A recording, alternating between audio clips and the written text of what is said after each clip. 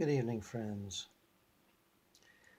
Welcome to what will probably be a Word of God Spirit Contact.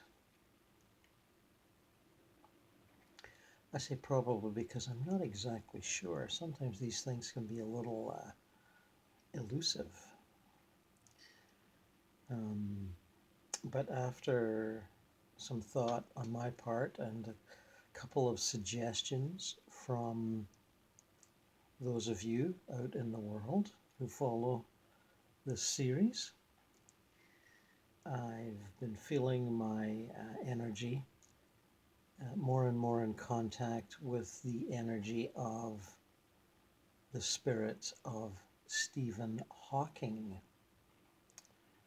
who passed perhaps three or 4 days ago, not exactly sure.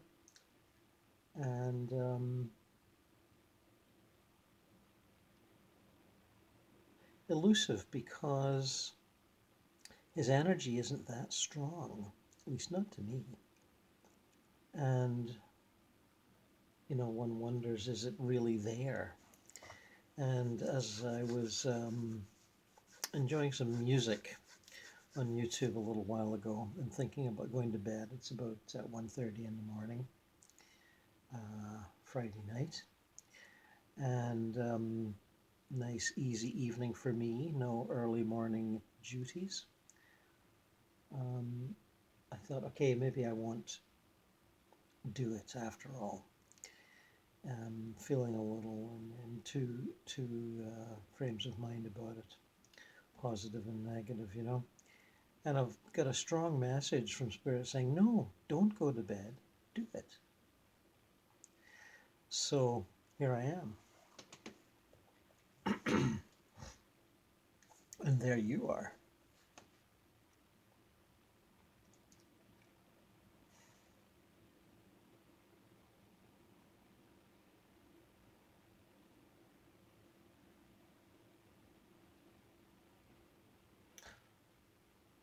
Hi there, Mr. Hawking.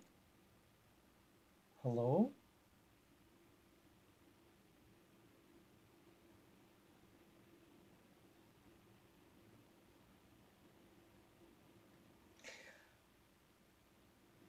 He's saying, who are you? Or at least he's conveying that thought to me.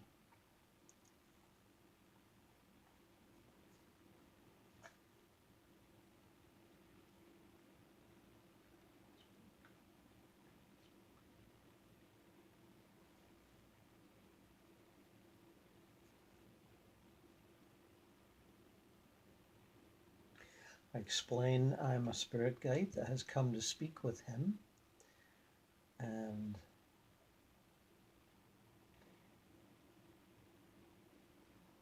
he seems initially reluctant to respond, as though he doesn't trust what he's perceiving.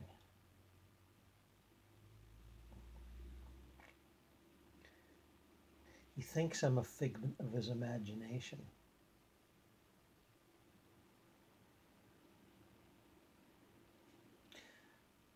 I challenge him to define what is his imagination. What is your imagination, Stephen? What is it exactly?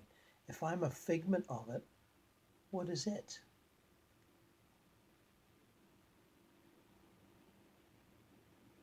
And he's saying it's a function of his brain capacity. And since he is dead, how can he have brain capacity?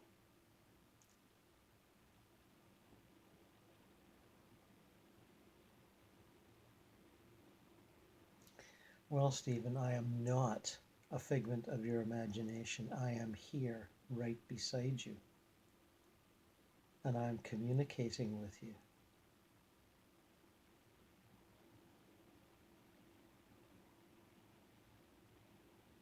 The next phrase I get from him is something about being a mere echo of a dream.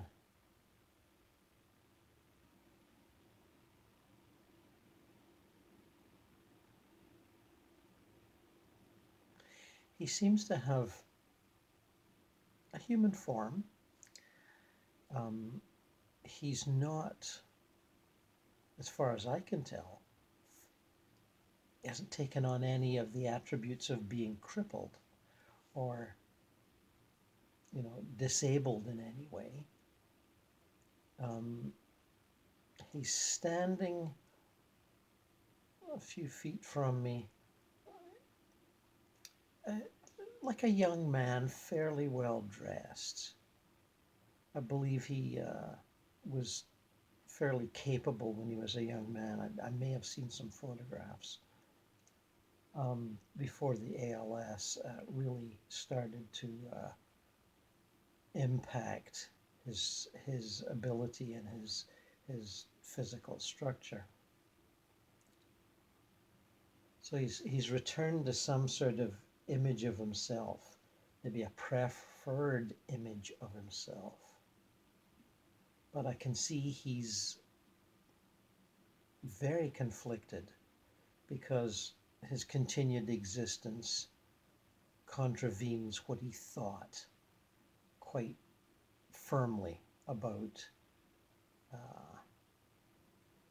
no God, no death, no God, no afterlife, death as final.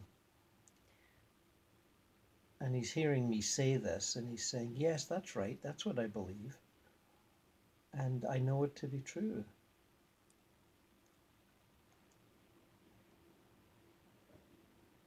So, Stephen, if you know this to be true, why am I here in front of you trying to convince you that it's not true? Well, I don't believe in demons, so you can't be a demon. And I don't really believe in ghosts either, and you can't be a ghost. So again, I'm thrown back on this figment of my imagination.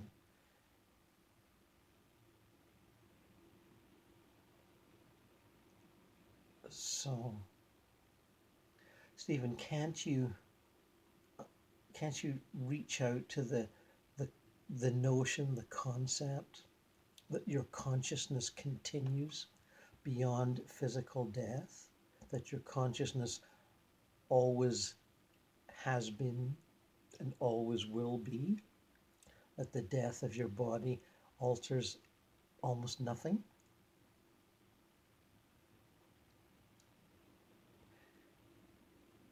He's saying something about he can accept quite readily that the universe is infinite in scope and expression, but that human beings are finite within that infinity, or something like that.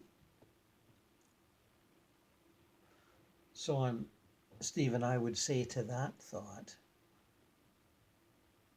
that we are as infinite as the universe that you have long hypothesized about, the infinity of the universe that you have hypothesized about.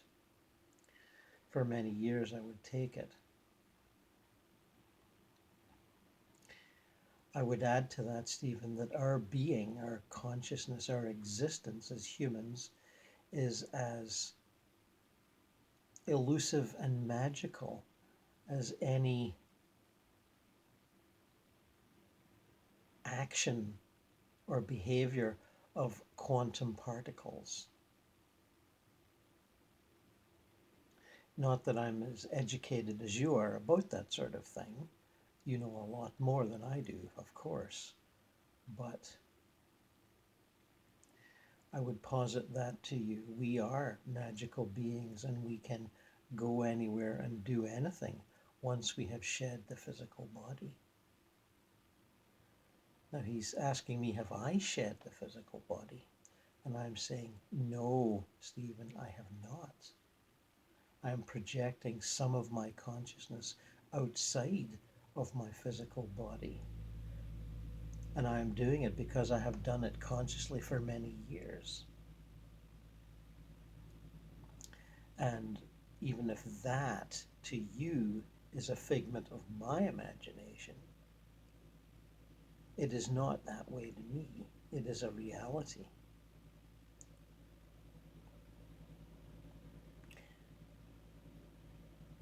He's asking me if I can prove that that's a reality.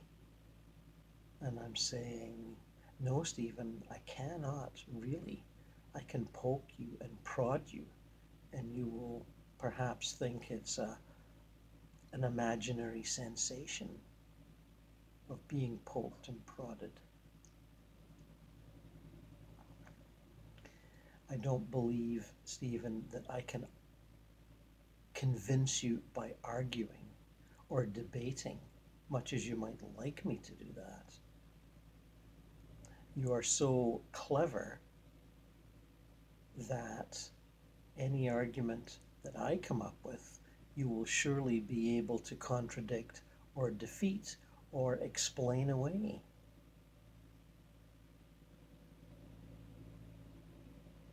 But perhaps, Stephen, if I keep debating with you, you will move beyond this notion that I am a specter or a figment of your imagination, because I have an independent existence that is not dependent on your fantasies or perceptions or who I might be.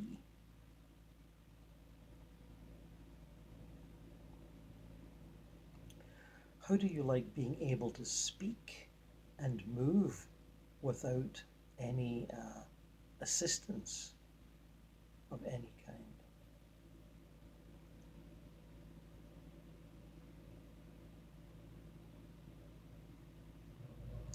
He's telling me that it's wonderful, but he doesn't really believe it. It feels like a dream of health, a dream of complete being that he did have when he was, a man in a wheelchair, not being able to properly speak. He would dream of such liberation, and now that he has it, it feels like a dream. So Stephen, I'm saying to you, can you explain how you can be dreaming if you are dead?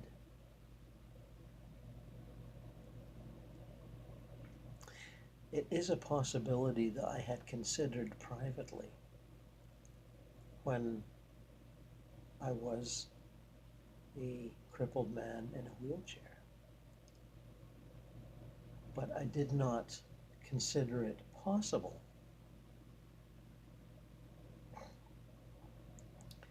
You were dead set against religion and any kind of spirituality, were you, Stephen? Well, I wasn't. He says I wasn't dead set against it. I just couldn't. It just didn't make any sense to me. And I said, you must have debated this with people from time to time. Surely, you couldn't just have hung out with other materialist, atheist scientists. And he's saying, well, I'm afraid I did. So, well, that's not for me to be criticizing you. Obviously, you made great innovations and strides in your field, and I would not deny you that achievement, not in any way. Your work will be honored and debated and extended for many, many years by your colleagues and compatriots, of which I am not one.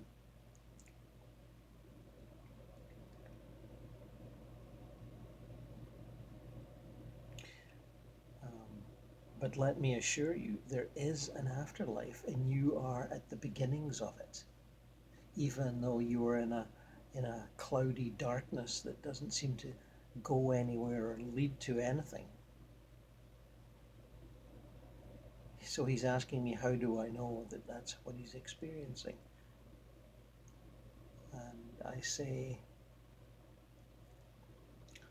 because that is what other materialists and atheists have experienced that I have spoken to in the past.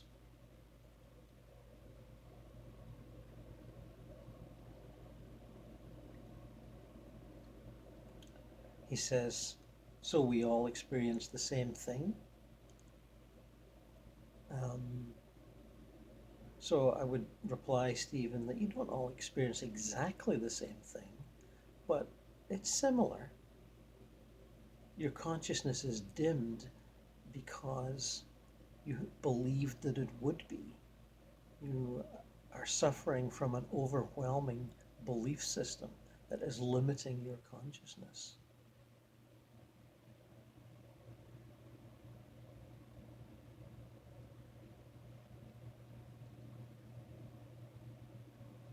He's telling me I sound like a religious mystic. Um, and I would say to that, Stephen, yes, I am a mystic, although not particularly religious. I'm just a mystic. I don't have to be religious to be a mystic. Just have to be in touch with one's spiritual consciousness.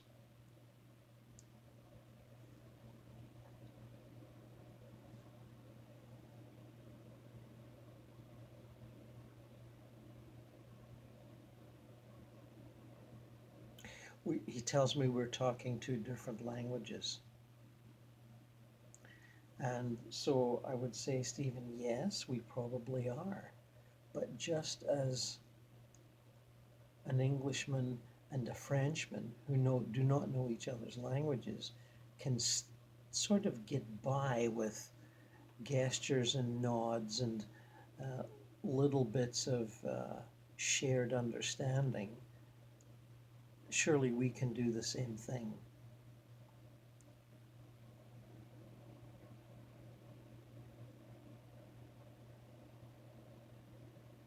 He seems to be agreeing, although I don't think he holds much faith in the possibilities of our discussion. If indeed it is a discussion and not just, uh, the dream of words echoing in his, in an aspect of his brain that he didn't think was possible.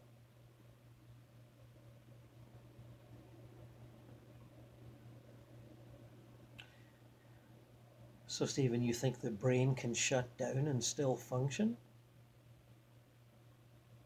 Well, he says it's a complete contradiction, but and I can't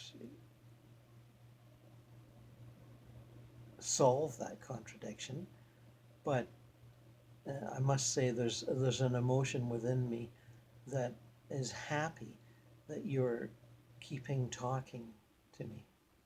This is very good of you to do this, even if you are a figment of my imagination. It's comforting, and at this time I have need of comfort. Um, so, Stephen, I imagine you must be missing your friends and your children. And he says, yes, I do. But I was prepared for that. I knew I was going to die. And I got myself ready for that eventuality.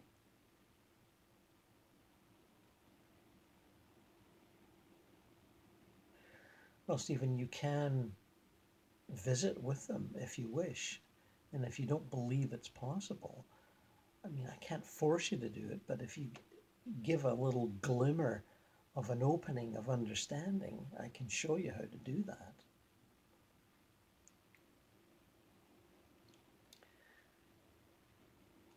So he seems to be thinking that over, and thinking that I'm. What are you thinking, Stephen? That I'm an imaginary being wanting to take you to other imaginary beings? No, he's not. No, he's not saying that. He's thinking, am I to be a ghost in my own home, like the ghost stories I heard and didn't believe? Well, Stephen, yes, you could put it that way. Well, I'm not ready for that. Maybe at another time I will be. And Stephen, I should say to you, I should be honest. Every time you reference the concept of time, I feel a little guilty because I have not read your famous book, A Brief History of Time. And I don't really know what your concept of time is. But I can tell you what mine is. And so he says, well, what is it? And I say, well, Stephen, time doesn't exist. We have invented it. Human beings have invented time because of I think, the process of day and night and the unalterable fact of aging. So things look like they are going in a straight line. And I said, but in reality, they're not. For me, the world that we are in before being born and return to after passing physical death is a world of eternity. And we step into this world and experience the necessary illusion of time so that we can have the experience of being young, being older, and getting old and dying. It's an experience that we want to have. And therefore we step into this world, this relatively illusory world of time and space in order to experience that.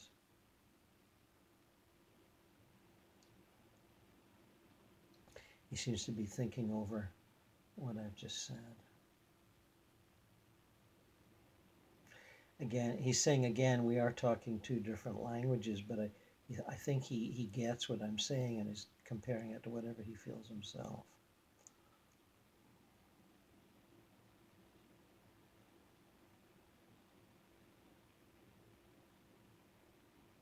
Stephen, can I ask you a question?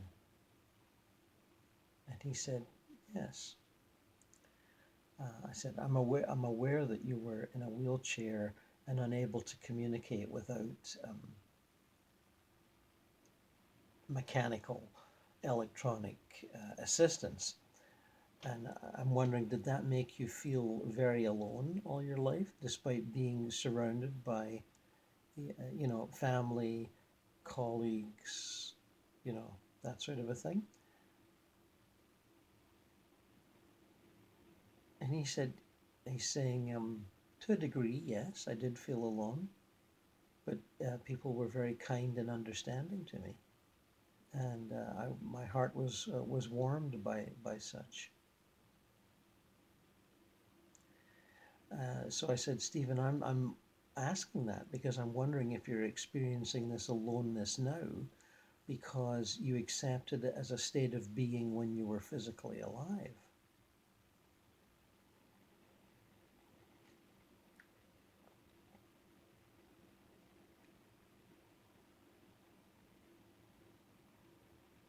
He seems to be thinking that over.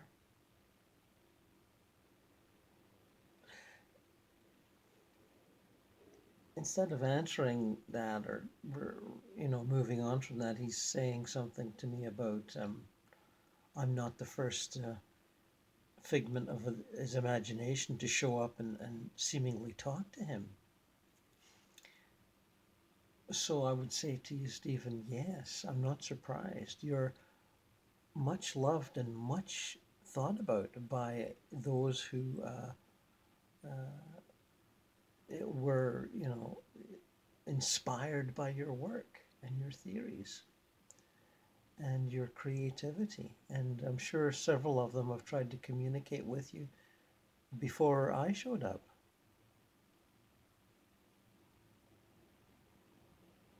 Did you feel that they were just mental echoes in your decaying brain? And he's sort of saying, well, something like that. I didn't really believe that they were really there. They were. I felt I was experiencing some of their thoughts and emotions that they would be having because they're still alive, and I'm not. I said, but don't you see the contradiction in that? And he's admitting that yes, there is a contradiction that he can't resolve. His perception of the aliveness of those who loved him and are missing him now. And how can he perceive that? Well, yes, Stephen, I understand. It's for me, what you're saying is the karma of being an atheist, of being a materialist. These are the karmic results. And of course he thinks I mean he's being punished. And no, Stephen, I don't mean you're being punished. I just mean that every belief system or state of mind has its consequences. Every belief system or every state of mind has its consequences, regardless of what it is. And that is one of the consequences of atheism, is this deep puzzlement when you pass over and find that you still have some form of life vibrating within you and about you, perhaps. I'm sensing that he's had enough for now. Stephen, have you had enough of me nattering on at you? And he says, but yes, but I don't want to let you go. And I said, well, I'll be back. I won't be gone forever, and it won't seem like very much time to you, because where you are, there is no time.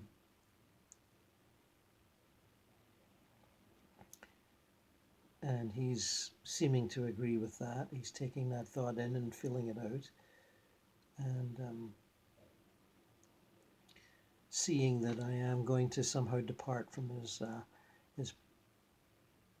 this function that he doesn't want to call perceptions. So, Stephen, I bid you farewell, and I give you, let me relay the thanks and love and devotion that many, many people are feeling now that you have passed, and they're seeing the contribution you've made to human society and human thought, and of course scientific development.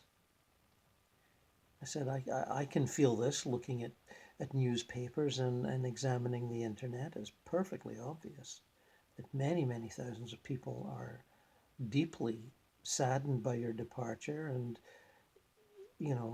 grateful for your contribution.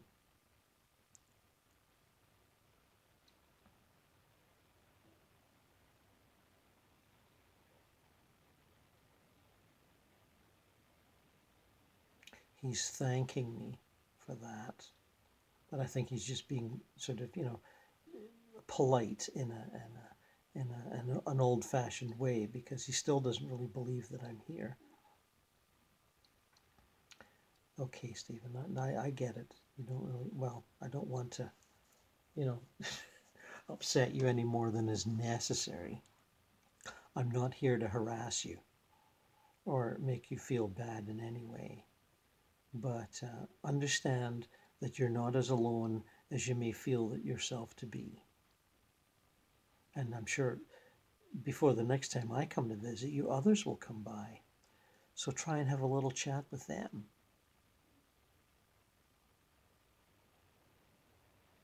Okay, he says, I will attempt to integrate my understanding with these specters of memories of humans. Be well, Stephen. Be at ease in your darkness. It will not last forever.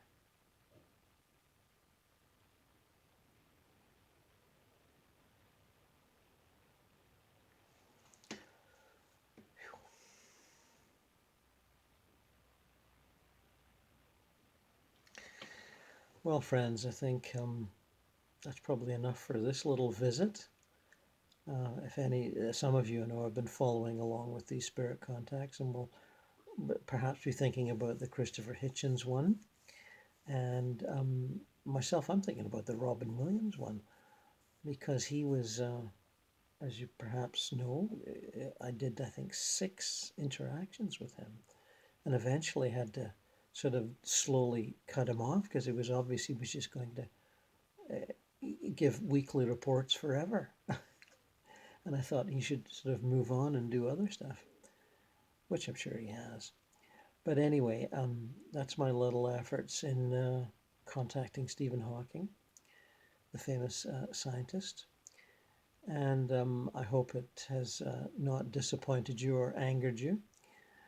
And, I do my best, trying to keep as clear a consciousness as possible and not project my fantasies and theories of what the deceased person will be doing or not doing. And I can't guarantee 100% clarity, not at all. I'm human and I'm faulted, and I am practiced in this art, but I'm not perfect at it. And so, farewell for now.